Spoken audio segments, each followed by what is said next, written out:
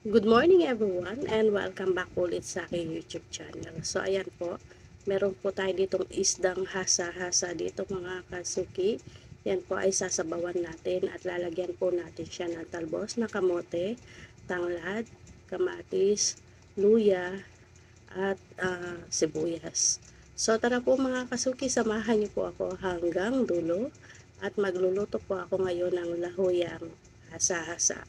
At maraming salamat po sa aking mga solid subscribers, sa mga silent viewer, sa mga new subscriber. Maraming salamat. At kung ikaw ay hindi pa nakasubscribe sa aking YouTube channel, please subscribe my channel. And pakiclick na rin po ang notification bell para lagi po kayong updated sa aking mga latest.